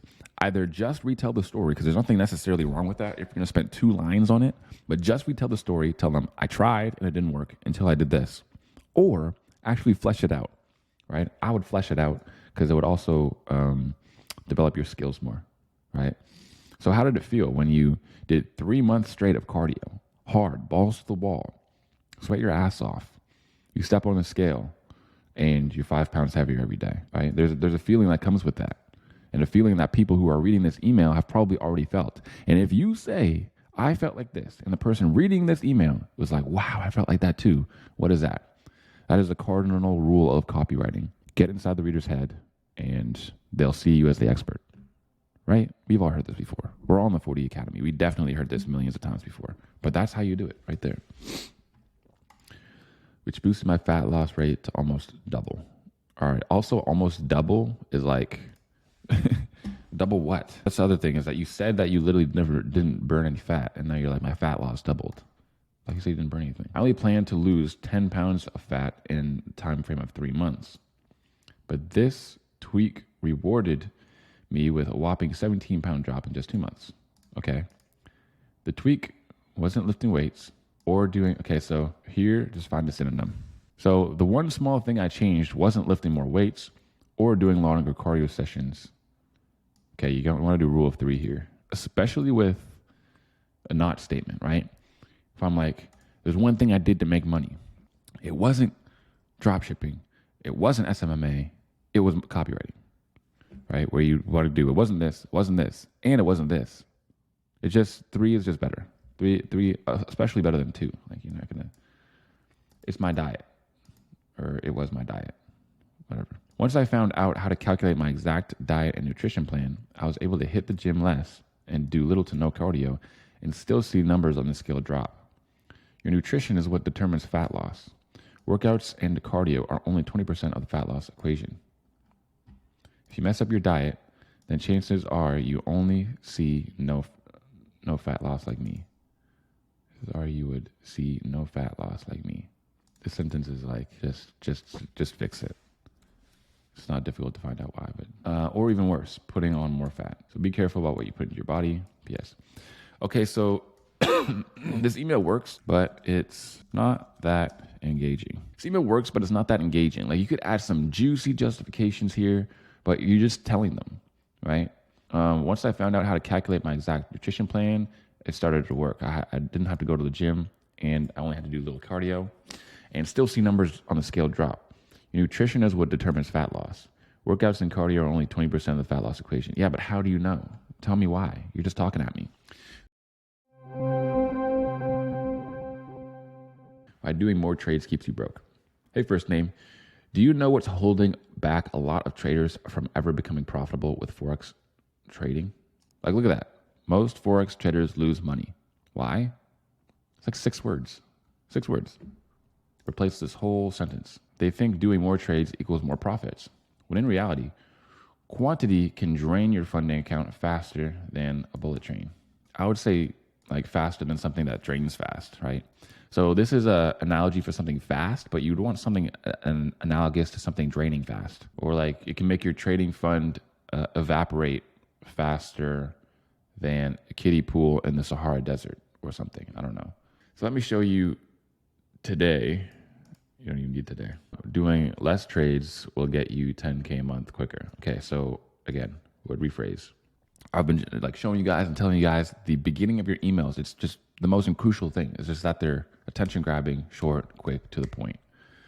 The 10K kind of came out of nowhere. Yeah, doing less trades, 10K a month quicker. I mean, it depends on like who it's for and what you're doing. 10K a month is a pretty overused angle, right? Like, I use it some in my YouTube videos, but when I use it in my offers and stuff, I don't really, especially to beginners. I'm like, you know, I can help you get your first 2 to 4K a month premium client, or I can help you write copywriting that's like good enough for that. But I don't know, 10K per month is like a very overused angle for a lot of things. and it's not really mentioned before, and yeah, it's strange. But I thought doing more is better. You have a good argument. Is it though? Is that an actual argument, or like, is it just kind of a statement? It's like saying, I thought going to the gym every day is what would make me bigger. You have a good argument. Okay, but what's actually the argument? I don't. But here's the thing. Let's say, for example, you take 10 trades a day. That'll be 10 opportunities to take a loss and potentially lose a lot of money. As for someone like me, take 1 or 2 trades daily. So instead of taking 10 trades, simply imagine taking them and divide the 3 highest probability setups for all those 10 trades. Okay, too much explaining. This is starting to feel like rocket science here. Like literally just go like this. I think this would be a good one to for me to redo as well. So again, I get what you're saying here, but like see how this is just like overly simplified, simple as possible, just gives it to you, right? I don't say, okay, so let's say you, for example, 10 trades a day, that'll be 10 opportunities for you to take a loss and potentially lose a lot of money in the markets. As for someone like me who takes 1 to 2 trades daily, I specifically focus on the top 2, blah, blah, blah, blah, blah, blah, right? Okay, I get it. Really short and simple, stick to one point. So here's how I would explain it in my own words. It's simple. 10 trades per day means 10 possibilities to lose money. 3 trades per day means 3 possibilities to lose money. Now, I know what you're probably thinking, right? Well, if 3 trades makes you money, wouldn't 10 trades make you 3 times more money? And here's why that's not really true. Because I only go in on the highest probability setups, and that's it, right? You'll only really see 2 to 3 high probability setups per day. So you sitting there trading or making 10 trades a day, you're going in on setups that are not optimal and that are probably going to lose you money. If you want to know how to spot these top 3 highest probability trades per day, then click here, right? So I just took the rocket science that you did here and just simplified it. That's all I really did. Then I addressed their concern, and then that was boom. Doing this is going to help you level up your trading game in no time because you'll develop an eagle-precise vision to spot on probabilities, high setups in your blood's DNA. When you understand that trading is a marathon, a sprint, a piece of cake, so stop forcing trades every single session. So, I mean, honestly, everything else is not that bad, right? The execution is pretty decent in most parts. I would say just like, especially with trading and stuff, you need to find a way to just make things really, really simple, right? Because this is presumably to beginners who want to make a lot of money with trading, okay? Subject line, dying for pennies. 1 slip up and I'd be dead. Pretty dope. Pretty dope and like, yeah, okay, so this is what I'm thinking. Okay, this angle is awesome. I like this angle a lot, and I like the subject line. This is a good example of tying catchy subject line with angle, right? You could even make it more dramatic, like I almost died for pennies when I was 18 years old, whatever. At 18, I risked my life for pennies to the point that if I made one minor mistake, no one would have heard from me again, and I wouldn't have found a way to make $20K a month in a year, while helping others make at least 3 to 4K a month. But before that, here I was. Okay, so the opening is a little bit all over the place. So let's simplify it. At 18, I risked my life for pennies to the point that if I made one minor mistake, no one would have heard from me again. Okay, so here's the problem with this. That this is like the biggest, nastiest run-on sentence I've seen in a while. So you don't really have a period. Like these ellipses, to the point where if I made one minor mistake, yeah, that's not even that's that right there, because you're kind of continuing the sentence. It's not really 4 ellipses. No one would have heard from me again, and I wouldn't have found a way to make over 20K a month in a year while helping. Like it's like a lot, right? It's a lot. Okay, so here's the idea, right? Let me look at the words again. Dope. So the thing with this one here on the left as well is that you don't really have a clear what's in it for me. Like you say, I wouldn't have found a way to make 20K a month in a year while helping others make at least 3 to 4K a month. But before that, You're not really saying you're going to help me do that in this email, right? So the angle is fire. The intro here could use a tweak, and this is a tweak that I would make, right? At 18, I risked my life for pennies to the point I was one minor mistake from certain death. And by 19, okay, so when reading this, it's important to figure out, like Matthew always says again, what are you really trying to say? What you're really trying to say is that at 18, you were risking your life for pennies just doing blue collar work, right? And then you found a way to make a bunch of money. And in this email, you're going to show people how exactly you went from that to that, right? The rest of it is irrelevant. So here I was. So you doing that word. At the height of 30 meters, sweating in 40 degrees, working 10 hours a day in inhumane conditions, risking death from simply slipping off the ledge, while having to work in the worst environments you can imagine. So you have a thing here with a lot of run-on sentences, right? And it's not necessarily wrong, but it reads kind of like a list, right? At the height of 30 meters, sweating 40 degrees, working 10 hours a day in inhumane conditions, risking death for simply slipping off the edge while having one of the worst work environments you can imagine. Okay, so this one's kind of already said in the beginning. You might as well just keep it to 3, right? This isn't a really hard, you have to go rule of 3s here, but you might as well, because it's kind of getting run on. So at the height of 30 meters, sweating in 40 degrees, while having to work with one of the worst work environments you can imagine, full of strangers who were drug addicts and alcoholics. I couldn't complete a sentence without swearing every 10 sentences, who smelled so bad it made me puke, only for the day to come completely exhausted. Okay, this is the same thing again. Very, very, very run on, right? And I think that's definitely the biggest thing that you can work on. But the ideas and stuff are definitely special. And fixing the grammar stuff and the execution is the easy part, right? A lot of the times so what I see the most, right, the biggest kind of mistake is copywriters just playing it way, way, way, way, way too safe, right? In a way of, I get it, right? So simple copy is what you want. You want very, very simple copy, but simple copy made engaging, right? Not trying to be clever, not trying to be overly, special, but just being engaging. Adding some really good, solid justifications that make really good sense in the reader's mind, or really, really, really trying to relate to them hard. Again, simplify it to what you're just trying to say. Excuse me. Who are full of strangers, drug addicts, alcoholics. Okay, the worst work environment. So now you're describing the work environment. Okay, full of strangers who are drug addicts and alcoholics.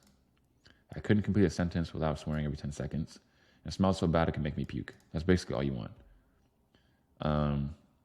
Only for me to come home completely exhausted, journeying the next day, while I was forced by an employer that dictated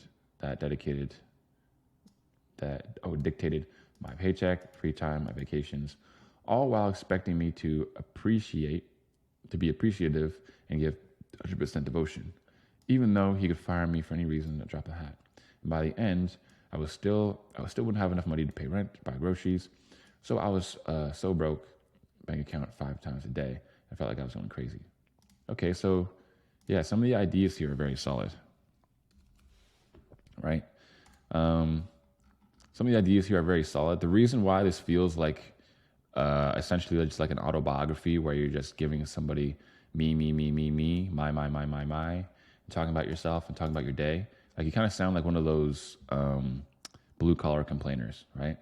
So I worked in blue collar, of course, and I experienced all these things. And one of the other things that I experienced is that essentially every single one of these construction dudes had to walk uphill both ways to school.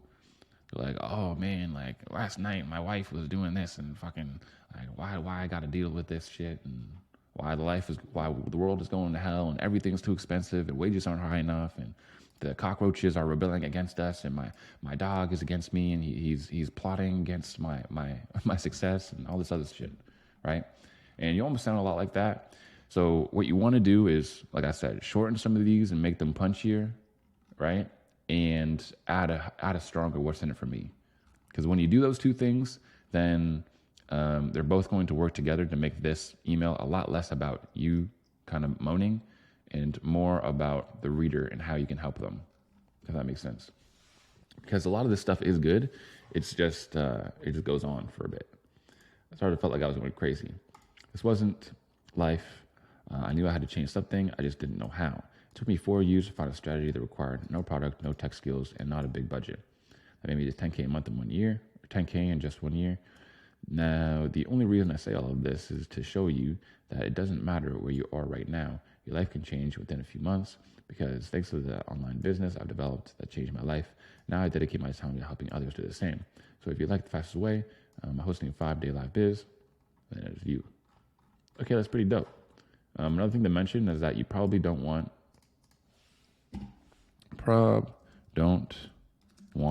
3 images in one email. But other than that, it's pretty dope, right? I think it's a good, I think all the ideas in here are really solid. And you did a really good, like, this is what I mean by like simple but engaging, is that you say lines that most people haven't thought of. Like, I was so broke, I had to check my bank account 5 times a day. I know there's somebody broke out there that's like, damn, bro, that was literally me out here checking my bank account 5 times a day. Subject line, acquiring more knowledge equals broke AF. So, okay, great. So this is for young people. One of the big reasons why Alex Hormozi spent like a shit ton of money on his website, acquisition.com, is because business owners, like the type of people he wants to work with, use the word acquisition, right? So, I want to acquire this company, or this company's getting acquired, or we're doing an acquisition, right? And the people who are like, I want to start a business, they aren't out here talking like that, right? So acquiring more knowledge equals broke as fuck. You just make a simple change, right? Where it's like learning more knowledge or having more knowledge or whatever equals broke as fuck, which would make a lot more sense, right? So yeah, again, that just one little tweak could mean a big difference. Hey, first name, are you someone who loves to consume endless content? Most people think immersing themselves in info is the master key to riches. But consuming less knowledge is how you launch your dream business. Here's why. This is not a young audience talk at all. Consume endless content, people who are immersing themselves, master key to riches. But consuming less knowledge is how you launch your dream business. Here's why. Again, this okay, so this could definitely be optimized. Let's optimize it. So the email we're reviewing is more of like a CJN type of email, right? Where you're challenging their predisposition belief, and of course adding justifications behind it. So here you kind of talk about, are you someone who, like, qualifying question is not going to be the best opener for this, because maybe they're not someone who loves to consume endless content. So they're like, no, then they click off the email. So you may have been taught the more you learn, the more you earn, right? So that's like a catchy saying that maybe they've heard before. And they're like, oh yeah, I have heard that before. But even if they haven't, now they have.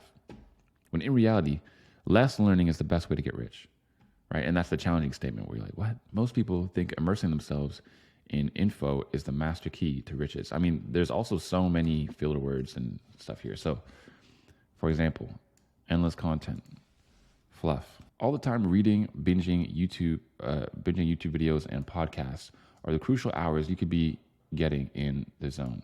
Are there? Okay, there's supposed to be this right there.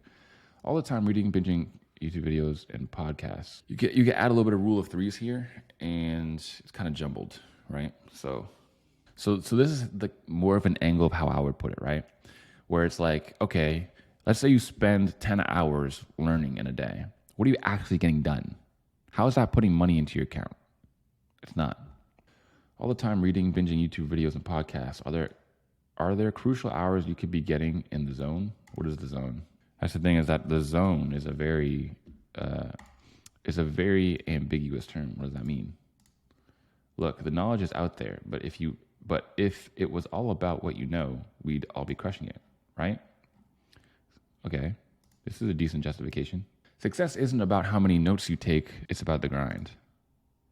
Okay, and then for something like this, if you're gonna put something that's like a very hard statement, that's like almost like the basis of the email, then you want to put it on like a line of its own where it's like punchy. Success isn't about the notes you take, it's about the grind. Sometimes you gotta dive headfirst into uncertainty instead of drowning in the flood of info. Like that's dope. That's something Matthew said on, like, I think it was Matthew call number 3, where he was like, if you make it sound catchy, then it's like dope. So his thing that he talked about, like CCC, where it was like, clean copy converts, creative copy confuses, something like that, right? It's why people love quotes so much, right? So like a little quote is also a really, really good use of justification. You need to use life's ultimate teacher, experience. See, name experience will cut through the noise and confusion and give you context to all the wisdom nuggets and books you get from wisdom nuggets and books and videos. If you want to create a life you can flex on Instagram, start getting after it today. Hope this helps to your success, Ryan. If you want a beginning, take action. Okay, so dope. So overall, I would work on cutting out fluff. And this is like everybody. Almost every email I read, it's like you could always make that shorter, make this more concise. You're 2 weeks into the 4D Academy and 2 months in copywriting as a whole. This is one where there's nothing necessarily wrong with it, but it could be much better if you added some curiosity. So I'm not sure at what point in the 4D Academy I really cover this hard. It's probably one of the first weeks. But essentially, you want a curiously familiar subject line, meaning that you want something that is, make 10K a month as a copywriter, but you want there to be a little bit more intrigue in it. So for example, make 10K a month as a copy consultant, right? And then people are going to be like, what's a copy consultant? I know what a copywriter is, but what is a copy consultant, right? So it's small things that add in a little bit more intrigue and make it a little bit more weirder. This is kind of like very plain, right? How to make 10K a month as a copywriter. Hey, name, if you're new to copywriting and you can't seem to get any better at your writing skills, then it's because you're making this mistake. Okay, so this, for example, let me go to tools, word count. This is 17 words, right? So a rule of thumb is that with your lead, meaning the very, very first line of your copy, ideally you want 14 words or less. 14 words or less. Like 7 to 10 is like the sweet spot that you want to get to. So if you wanted to reword this, you would say, if you're new to copywriting, and then you give it one of these. If you're new to copywriting, there's a 90% chance you're making this mistake, and it's the reason why you can't get clients or you're not getting any better, right? So essentially, you want the lead to be like extremely easy to read. You want it to be very, very, because if your lead is bad, if your lead is too long, if your lead is boring, then you're going to lose people right off the bat. It's the most important part of your copy. It's a lot like a TikTok, and it's a lot like a YouTube video. So in a TikTok, the first 3 seconds are everything. If the first 3 seconds doesn't grab somebody and get them to actually watch the TikTok, then the rest of the TikTok doesn't matter. It's the same with the YouTube video. If the first 30 seconds people aren't watching, then it's basically useless, right? So hopefully that gives you some more insight. That's a golden nugget for you guys. So next, because most people get into copywriting and have no idea what the reader really wants. They want to write good copy and get paid for it, but can't practice their writing skills because they aren't educated enough. So while they waste countless months trying to improve their writing skills and don't get paid during this time, there was something that they've all missed, and that's proper guidance. Okay, good value. So instead of having to waste years of your time trying to improve your skills, you can use the proper guidance to learn within a month. Why? Because a proper guidance allows you to change the difficulty of improving your writing skills so you can start writing some actual value and start getting paid. A mediocre copywriter won't get this, but I have a feeling that you do. So I suggest click here to get the guide and start making 10K a month. Okay, sweet. So there's a few things here. So copywriting usually is broken down into 3 main parts, which is the intrigue and the intro and then what's in it for me, then the value and giving them a little bit of belief shifting into what they need, and then meeting their needs by putting the product where the new need is. Okay, so this attempts to do it, but it's a little bit clunky, and I'll show you how. So you're going to learn a lot about intrigue and justifications as you go on in the academy. But this, for example, justifications would go hard here. Meaning, so for example, one type of justification is an analogy, right? So an analogy that I like to use in my videos is like, what if you're trying to become an NBA level basketball player, but you don't have a coach?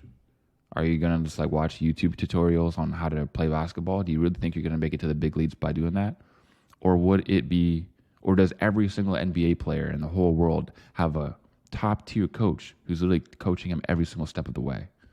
That's the key to success, is if you have a coach.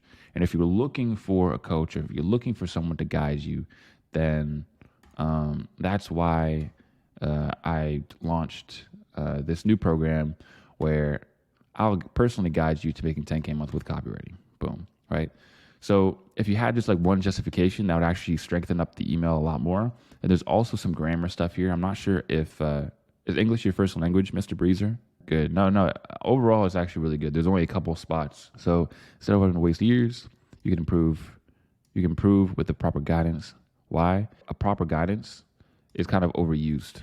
You kind of use it line after line after line. So I would say use an analogy.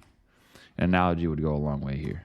So why? Because proper guidance acts as a mentor or a coach that allows you to change the difficulty of improving your writing skills so you can start learning some actual values. So I guess it works when I read it over, but I would reword it to make it more obvious.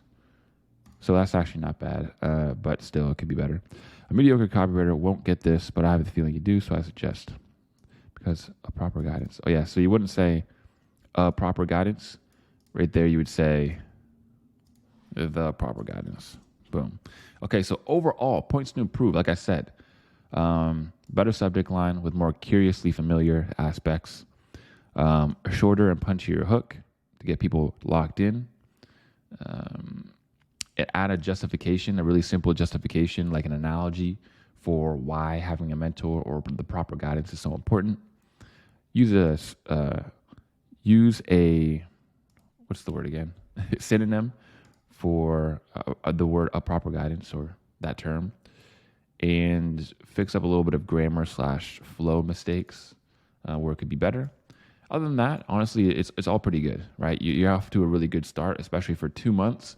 I'm pretty sure I was pretty garbage in my first 2 months. So good job, Mr. Breezer. Perfect. So the problem is an affiliate marketing program. Okay, good. I'm glad that you have all this information in here because it really shows this is how in depth we get with like what kind of copy we're writing, right? So there's different types of disrupts. There's different types of intrigues. There's different types of CTAs. You can mix and match each of them. Copywriting is really, really extremely formulaic. Like I say in my videos, and like I learned it from Jason Capital, copy really, really is not written. It's assembled, especially with stuff like ChatGPT and stuff. Like, man, you barely have to write actually anything. You're never looking at a blank screen. You're never sitting there having writer's block. There is no writing. How do you have writer's block when you're just putting stuff together? It's like, it doesn't make any sense. So the perplexing question. So subject line, 5 days equals 2 to 3K a month. I would say it's a bit more on the familiar side, but the reason why it works is because it is slightly vague. Like, has somebody made 2 to 3K a month in 5 days? Can I make 2 to 3K a month in 5 days? Have you made 2 to 3K in 5 days? How did you do it? You know, all these sorts of things. So we're going to see. First name. The information on how to make money online has never been more available, especially with the rise of social media. Then how is it that so many people are struggling? I would say like, why are so many people living paycheck to paycheck? This is shorter, cleaner, simpler. A lot of the times, if you want to like always make your copy better and improve, you would just go through and cut stuff out. If you just make it like all mean the same thing but shorter, you just made a better email. So, for example, if the information on how to make money has never been more available, you don't even need this either. Especially like you don't need that. Cut. Like you could cut a lot of this. And like we were saying, like 14 word leads. So let's see. Tools, word count. We are at 14. So that's the max. So you could even like a lot of this isn't necessary. So you could essentially say, There's more make money online content than ever before. But if that's true, then how is it that so many people are living paycheck to paycheck? The information is out there. So what is it, right? But as for the perplexing question, you did it right. So good job. And it's true. If literally you got dudes out here like the 4D, Tyson 4D, how you're putting 24 hours of courses out on for free on YouTube, how is not hundreds of thousands of people becoming 10K month copywriters? Well, maybe the information isn't the problem. Maybe it has to do with themselves. Right? So what the solution isn't. Okay, good. It can't just be luck, because there are numerous individuals out there going from 0 to 3 to 4K a month in less than a year. It also can't be due to a lack of clients, because you can find one just typing a few words in the Google or Instagram search bar. True. And it certainly can't be a deficiency of time, because over the years, I've gotten to know so many business owners, all with jam-packed schedules, who still manage to be available to even $200 for a simple Facebook post. To pay even two? Okay, good. So yeah, these are good not statements. So essentially what this is building intrigue and / kind of handling objections, right? So it's like, why can't you get rich? It's not because you don't have enough time. Everybody has 24 hours in a day. Oh, you have a 9 to 5? Boo-hoo, bro. It's literally 8 hours. Sleep 8 hours. You go to work 8 hours. You still got 8 hours left. You telling me with 8 hours every single day and weekends, you can't make something happen? You can't bullshit a bullshitter, my boy. So CTA, hard CTA for a free product. Okay, dope. You see, first name, making thousands of dollars online each month is all about finding the right information you need and applying it little by little every day. In fact, the best knowledge is the one that is always applicable. Well, a knowledge isn't really a one, so you probably have to reword this. The best knowledge is, you can just say the best knowledge is always applicable. The best type of knowledge is always applicable, because knowledge isn't really a tangible item. It's not a noun, I think is the right word. For example, let's say you can implement everything you've learned about affiliate marketing. Okay, so this is a justification, right? This is the justification of, I guess what would you call it? Hypothetical and kind of an analogy. So if I was convincing you that you can make money, you can get rich no matter what, despite your excuses, I would say, okay, for example, let's say you worked 8 hours on this every single day and a good 12 hours on it every single weekend to come out to 64 hours a week, not to mention all the holidays you'd be working on it as well. 64 hours every single week for a year.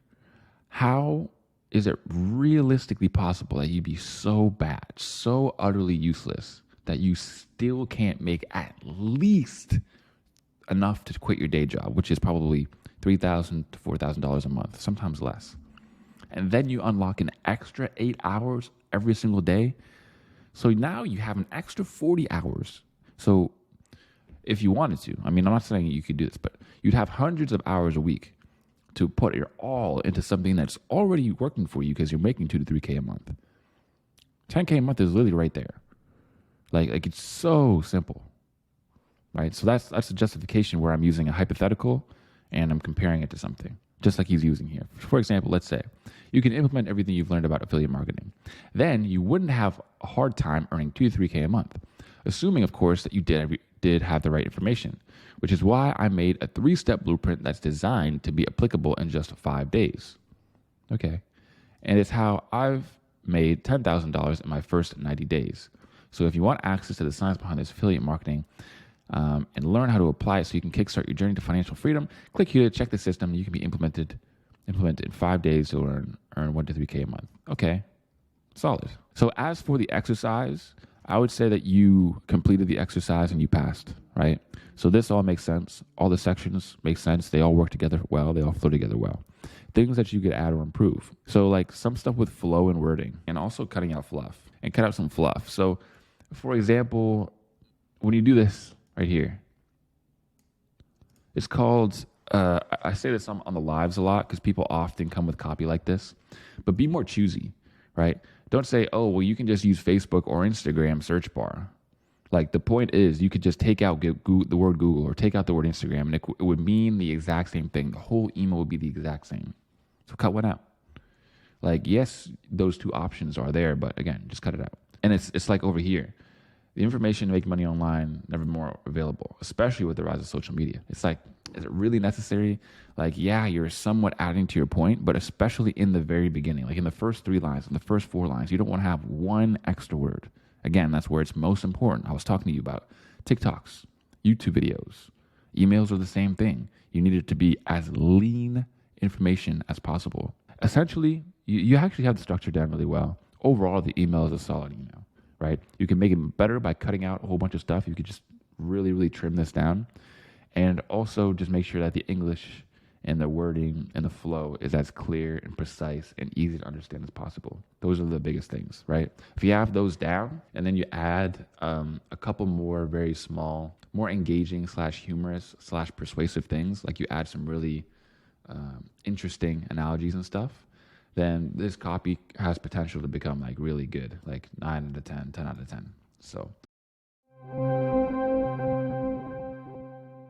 goal of the email is to take the reader to the sales page of an intermittent fasting act. So subject line. You have a few A/B tests here. The BAT method, become a fat loss machine. BAT method, lose upper belly fat. I would say these two are too similar. So another really good lesson that you guys could learn. With the emails, you're able to do what's called A/B split testing in the software. Essentially meaning 25% of the list will get this subject line. The other 25% will get this subject line. After about 3 hours, or you can set it whatever you want, one day, it's going to see, okay, most people open this one, right? This one's open 75% of the time. So to the rest of the 50% list, I'm going to send the more higher opened subject line. Essentially, this is an automatic, like literally an automatic way to boost your open rates and get more open rates, right? It's a really, really powerful thing to do. But the thing that people mess up is that they test 2 subject lines that are essentially the same thing, right? So if you're like the BAT method, become a fat loss machine, or BAT method, lose stubborn belly fat, it means the same thing, right?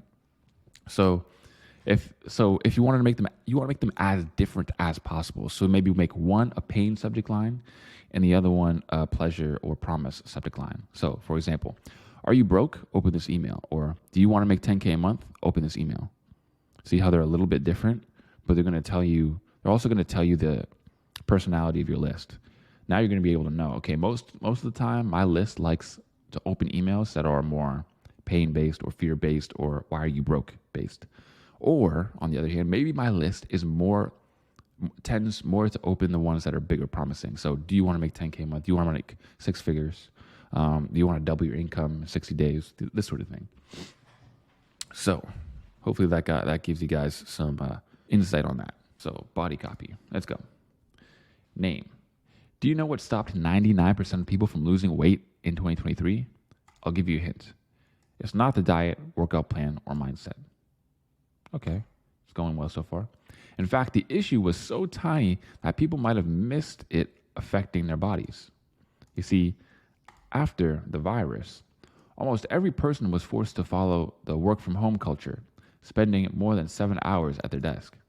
And numerous studies show when you rest at the same place for long hours, your metabolism rate, which is a more important factor for burning belly fat, or just burning fat, crashes to the ground. You just say crashes. But honestly, it's pretty good. I like where it's going. It's not bad.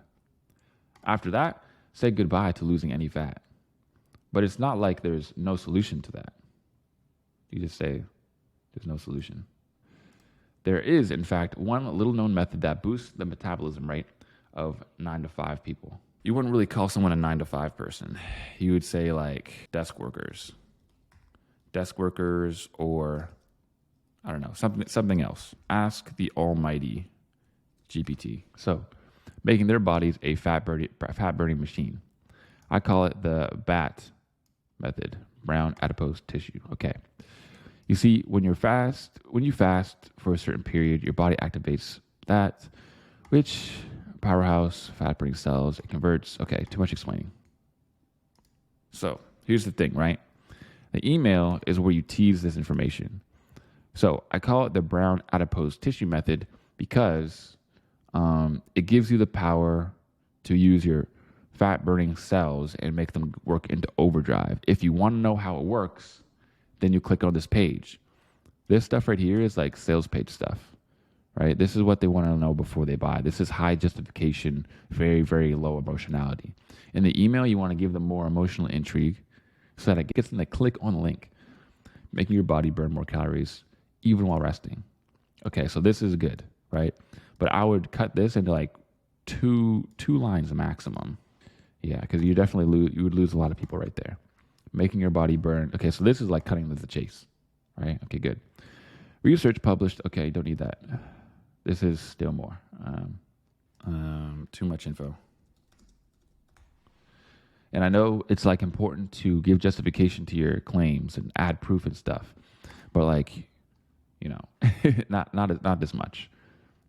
So if you don't have 30 minutes to spare for the gym and still want to have a slim body that rocks any shirt you wear, click here to discover the proper fasting techniques to activate the bad per calories, even while working at your desk. Okay, sweet. So overall, intro works. Intrigue works. The not statements, they work. Justification and the explanation, it works. There's a few parts where I'm not sure if English is your first language, but the English kind of, you know, there's some mistakes there. So what I would do, everybody watching this at all, you need to heavily consider, very heavily, putting everything you ever write through ChatGPT and just say, you know, I don't know, get rid of any grammar mistakes or make this easier to understand or make this better or anything, right? Because it will catch stuff like this really, really easily, right? So again, it doesn't matter if English is your first language. You guys are actually pretty good at English overall. Like most of this makes sense. There's only like a couple spots where I'm like, oh, okay. And also this is something you cannot have in your copy. If you have like a grammar mistake in your copy, does not matter. Your client's going to look at that and they're going to be like, bro, I have like they don't want that. The thing is, man, is that people genuinely do not care about working with third people from anywhere in the world, right? Even if it's overseas, if it's a third world country, second world country, if they're from any country you could really imagine. People don't really care. I'll hire someone from the Philippines. It doesn't matter. I don't care. As long as they can genuinely do the job. They can genuinely do the job and they are actually good at writing English and there's no language barrier. That's the biggest thing, man. There cannot be a language barrier, right? So as long as you actually proofread and make sure that your stuff is 100% absolutely good, then it's not going to matter. I really, really like to see you guys crack down on this a lot more because it's really important. None of this, like I get the structure is cool, the analogies and the justifications, but bro, none of it matters. It could be a 10 out of 10 piece of copy, but if you put something that just it sounds like you don't speak English, it's going to hurt it a lot, especially when we're talking about clients. Other than that, a little bit too much explaining, too much science. When it comes to fat loss, especially, people want quick, fast gimmicks, right? Like, yeah, your method is called the brown adipose tissue method. Most methods out here are called like the beach body method, 30-day beach body, right? It's like very gimmicky. It's like boom. And that's probably more of the way that you'd want to steer. So you can add a little bit of justification of how it works. How does it work?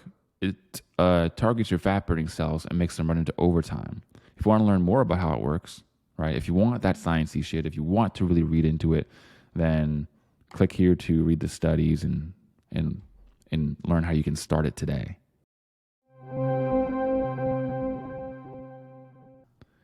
Not doing this is costing you money and throwing stones at the competition. Okay, sweet. Three very easy angles. More gains in half the time.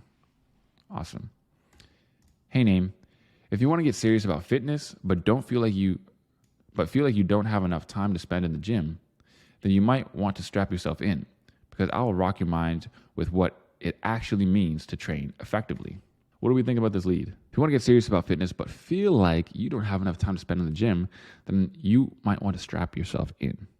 because I will rock your minds with what it actually means to train effectively. Yeah, it sounds a bit too, it's not too much. It depends on the brand voice, right? This is a brand voice thing because I would put, I'm about to rock your minds because that makes it feel like what you're about to read next is about to be like, boom, that stuff right there. We've all seen those huge gym bros that spend 2, 3, or even 4 hours in the gym.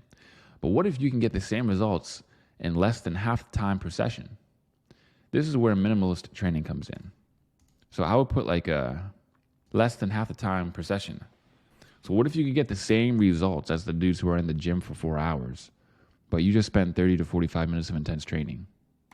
This is where minimalist training comes in. By focusing on compound movements that target multiple muscle groups and incorporating them into high intensity interval training, HIIT sessions, you maximize efficiency and effectiveness, making your workouts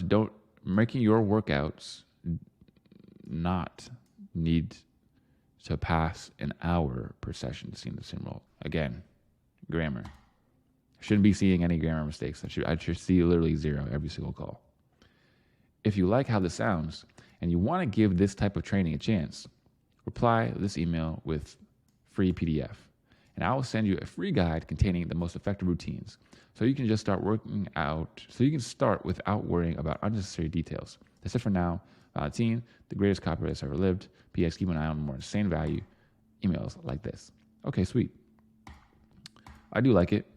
You could also add some justifications here, right? Or like an analogy. It's hard to come up with one off the top of my head that comes with fitness, but just give an analogy of someone being overly inefficient, right?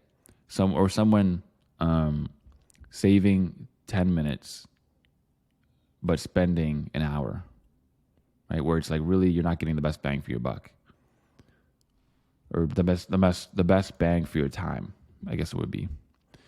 But if you add a little bit more justification, it would be even better. You did do a good job by being like, by focusing on compound movements and incorporating HIIT training, you maximize blah, blah, blah. But you could add something in here that makes it like, so this right here is like the equivalent of a feature, right? Where novice people are going to be like, bro, you're talking about compound movements, HIIT training. What the hell does that mean? So you'd be like, translation, whatever, kill 2 birds with 1 stone.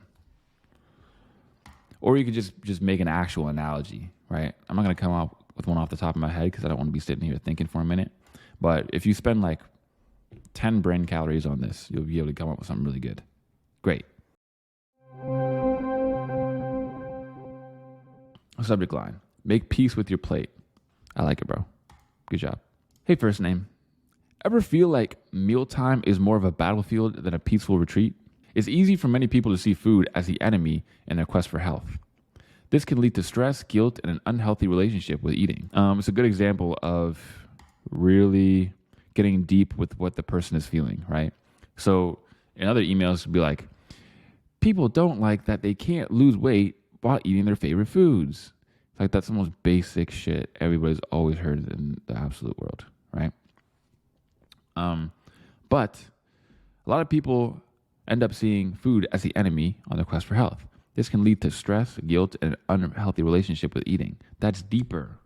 It's deeper. It's the stuff that people are like, damn, I didn't even know that other people felt that way. I didn't know that he would know that I feel like that. You see, the key to a successful diet is not keto because it can lead to deficiencies in essential nutrients. It's not paleo because it's restrictive. This is good other than the fact that the wording is off, right? So for example, you'd say, so that's how you'd want to word it more, because this way is like really clunky. Like, you see, the key to successful diet is not keto because it can lead to deficiencies. Also, using it to refer back, right? And that's something that confuses people a lot. It's not paleo because it's restrictive and not sustainable. It's not vegan either because it can be reliant on processed vegan food. Okay. Anyways, yeah, just try this one here on the right, that structure. The key, first name, is understanding your body's personal needs. If you know more about what diet is best for you, reply with this email with diet. Cheers. Okay. So it's not terrible, but here's what you could do, right? You could add a little bit more meat and value in here. Because essentially you're like, it's not all those, it's actually this. And then you don't prove it, you don't justify it, you don't talk more about it, right? So I'd say add value and justifications. So off the top of my head, I might be like, it's more about what diet is best for you and your lifestyle. So for example, how active are you? Do you sit at a desk 8 hours a day, or are you on a work site walking around and carrying lumber? Or what kind of training do you do? Are you do you go to the gym 5 days a week and do a bodybuilding split? Or are you more of a spin cycle person? What do you like to eat? Is your crutch or is your guilty pleasure chocolates and candies, or is your guilty pleasure hamburgers and pizza? These might sound like and seem like things that aren't overly important or don't necessarily play in to what diet you should pick, when in reality, they are the biggest determining factors between how healthy and how great of or how close to your fitness goals you'll get. Now, if you want a personalized meal plan that's completely tailored to you and all the things that I previously mentioned, then reply back with the word diet. Because I expect there to be dozens or even a couple hundred people to reply, I'm only going to make this available for the next 12 hours. So make sure that if you are serious about getting lean or losing fat in 2024, that you don't wait and reply that with the word diet right now. Boom. So right there, I just made a dope email off the top of my head, saying it as I was thinking it, right? So I added urgency in there. I added a little bit more value. I gave some examples. I gave some analogies. Like all these things could have made this email like absolute banger. The email for what it is fine. Everything I see is good. There's some wording stuff that you could add, and yeah, just add some more value and justifications. Warm-up email, number 3. Other people make you fat? That's pretty interesting. This is definitely more on the curious side. So this is what I mean by curiously familiar, where it's like familiar because the subject is relevant. So this is going to people who are in the fat loss community. But there's also a curiosity element to it. Like other people. What does that mean? How? So I like it so far. Hey, first name. Ever struggled to stick to your weight loss plan?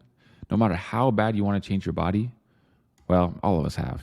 But there's one thing 90% of people don't realize is exactly what's stopping them. This could be worded better. Look at it this way. When trying to burn fat, most people instinctively focus on changing themselves. Diet, exercise, etc. Makes sense, right? Well, yeah, but the problem might not lie with you. At least not entirely. Because the truth is, the people that you surround yourself with could be the issue. I would put like a big contributing factor. Obviously, that's not the actual language you want to use, but that's more of the angle that I would go. Oh, just one slice of cake won't hurt. Come on, man. You don't need to go to the gym today. What's the worst that could happen? Wow, eating healthy now, huh? These kinds of people make your fitness journey harder when it doesn't have to be. I would add something here, that's kind of like an analogy to give people a better understanding of what I'm talking about. Now, again, I'm not saying you need to add this in here, but this is just something off the top of my head I think that would work here, what it reminds me of. In fact, friends like these could be exactly why you're struggling to stick to your new lifestyle. That's why you need to stamp your foot to the ground. Make it clear that you're not the one making decisions. Make it clear that you're the one making decisions and that those decisions align with your goals. It's not selfish. It's not It's not selfish, it's self-care. Being healthy isn't narcissistic or unkind. And if saying no means you have to cut certain people out of your life, then you know what you have to do. But I have no one else to talk to. Don't worry, I got you covered. That's exactly why I built the new Body Brotherhood Discord server, a community of like-minded high achievers seeking to transform their appearance once and for all, striving to help each other hit their weight loss goals, not to mention the awesome coaches giving advice for free. You're the sum of the 5 people you surround yourself with. This is your chance to pick the right 5. Join here for $0 and make your fat loss journey you'll never forget. See you inside. Honestly, I'm glad that we ended off with this email because this is probably the best email that we've read today. Great job. So guys, just like I said, this is essentially what active campaign looks like. Okay, now this is my active campaign, not my clients. If it was my clients, they would definitely sue me. So I'm not going to do that for obvious reasons. I don't really feel like being sued today, but I still need to hook you guys up with the actual examples. All right. So here are the 3 that I just mentioned that we are going to be looking through: the welcome, the promo, and the retargeting. Okay. So this is what it looks like inside, right? There's a whole bunch of emails, they're on different lists, and this is exactly what it's set up like. Now, there are different email service providers that you can use, right? Some people use MailChimp, some people use ConvertKit. It doesn't really matter that much what you use, okay? This is ActiveCampaign. ActiveCampaign is by far the best, but of course the best comes with the heaviest cost. So keep that in mind. And I should also mention that in ActiveCampaign especially, there is a number of recipes, as you can see here. I mean, there's so many automation recipes that I'm literally scrolling with my infinity wheel and I'm not even halfway yet. Like, there's so many recipes that you can choose from. So if you don't know where to start, right, you don't have to start from scratch. I started from scratch just to show you a small example of what I might do, but there are so many possibilities when it comes to email automation. Also, I'm going to keep it simple, right? It can get really complicated in here to the point where now you're just more confused than you were before you even watched this video. Okay, so that's not what I want to do. I want to give you actionable things that you can do to start making your clients money with email automations today that they can use for the rest of time. Okay, so let's go and take a look at this welcome sequence example. So this is overall what our welcome example looks like. So this is essentially, like I said, this is just a sequence of 3 simple emails. Okay. So as you can see here, there's always a trigger, all right? So with email automation, one of the things that confuse me the most is like, okay, well, how do I start it? How do I do it? How do I make it go? How do I make it go? How do I send the emails? Well, essentially, you have to create a trigger, right? A trigger can be anything. Like when a person opens an email, when a person clicks on an email, when a person is added to a list or enters the email list at all, right? As soon as you get somebody's email, that's what all these can be. Okay, so I just put as soon as they are added to the master contact list. So as soon as somebody gives me their email, they go through this. Okay, first email is where I welcome them and set expectations. Hey, how's it going? This is who I am. This is what you're going to get. You're going to get 3 emails a week from me talking about how to learn piano, for example. Okay, and then of course, maybe you'll wait 1 day. Most of the time, it's 2 to 3 days. When I'm setting up my own list, because I'm big on email myself, I just do every single day. But usually your clients will want it every 2 days. Next, you might send a listicle value email, which of course we're going to go over later. And then next of all, you might send a value email with a CTA, call to action, where it just links a YouTube video or some other type of value video that you're giving them to further build that relationship. And then after that, it waits 1 day and it tags them with the example, with a tag called welcomed. Okay. Now, this is so that you can easily find out who has already gone through this automation already and who has not gone through this automation. And also note that the next automation also has a trigger. And I'm going to show you exactly what that is. And the trigger is as soon as somebody is tagged as this. So as soon as somebody goes through this one, they go into the next one. Okay. That's exactly how you want to have it set up. So as you can see here, just like I said, okay, the very first thing, the trigger, is when they get tagged as welcomed. So then they get another value email with a soft CTA. What does that mean? Well, a value email is just like a value email. It's something that tells them how to do something. Again, I'm going to be giving you actual templates to use so that you can easily come up with one of these. And I make it as easy as possible. Okay, literally as easy as possible. You can just steal everything that I give you in this video. All right, a value email with a soft call to action. So that could be PS. By the way, I have a product if you want to check it out. If not, that's cool too. Boom. The softest CTA ever. All right. This is to, of course, give them the option to buy, but also maintain that relationship that you've already built with them. Wait a day and send them another one. All right. And also, this isn't like a hard and fast template that you have to go through, but this is how I might set it up. All right. Value with a hard CTA. So value basically saying, hey, in order to, for example, in order to pack on muscle, you need a coach. Here's my coaching program, right? That could be the angle that I go with if it's a hard CTA. Wait another day, and then you give them a deadline email. Hey, my coaching program is filling up fast. I'm going to close it within the next 24 hours. If you want a chance at getting a spot, you're going to want to fill out this application form. And then you just leave that link in there. Then you wait 23 hours, and then, okay, so here's what I was talking about. Here's the automation, all right? Here's what it comes down to, asking them if the following conditions are met, sending them emails based on their actions. If they've clicked, essentially, says if they've clicked, yes. Okay, so if they have clicked, then they get tagged as deadline clicked. If they have not clicked, then they don't get tagged as deadline clicked, and they just get sent this email. Okay. Also, I wanted to also point out, as you can see here, I say wait for 23 hours. It doesn't have to be days. It can also be hour or even minute increments after whatever this is. So 23 hours later, they get a 1 hour left deadline. These absolutely print money because, 1 hour means that it's real. It's like literally they're looking at the email and they understand, okay, it's literally now or never.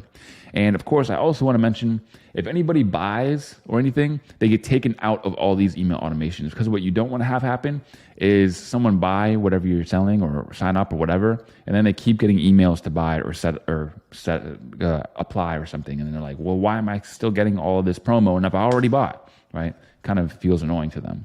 So that's exactly what you want to do. Okay. Another deadline 1 hour. And then the same thing. If they do click on it, then they get tagged as deadline clicked. If they don't click on it, then they don't get tagged and they just go to the next action. We just wait a day. And then you add a tag called deadline, or they already went to the deadline, make it so that they know that they've gone through that. They know that they've gone through that automation. And then boom, they go to the next one. So let's go check out the next one here. So now here we are in the email retargeting example. And of course, the trigger is that they finished the last one.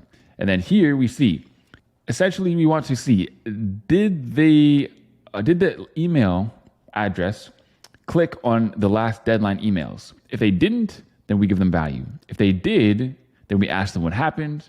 And we say, well, this is the final email. If you want to get in, this is it. If not, right? And then after that, you would put them down the value up, and then you could just go more value. And then from here, again, there's unlimited possibilities, and there's also unlimited ways to skin a cat in this scenario. Okay, there's so many different options that you can go down. All right, but this is just an example of what it would look like if you actually did start this out.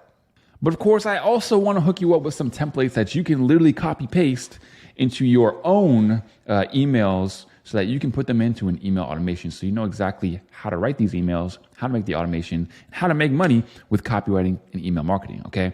Now, again, before I go into these, I want to stress to you that these are for free, and you can get access to these actual documents inside of the Copy Starter Kit, okay? In the Copy Starter Kit, tons and tons and tons of resources, templates, and so much more, okay? For absolutely free. You can go down in the link in the description and actually download that for yourself.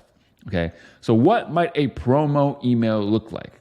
So this is what, my average promo email might look like. There's many different types of ways that you can promote something, but this is a simple structure that I kind of not created, but I tweaked it. Okay, so usually it's just a PAS structure, but I kind of tweaked it a little bit to problem, agitate, value, and then solved by product. Okay, so here's exactly what it might look like. Your problem is that you can't find a high value woman.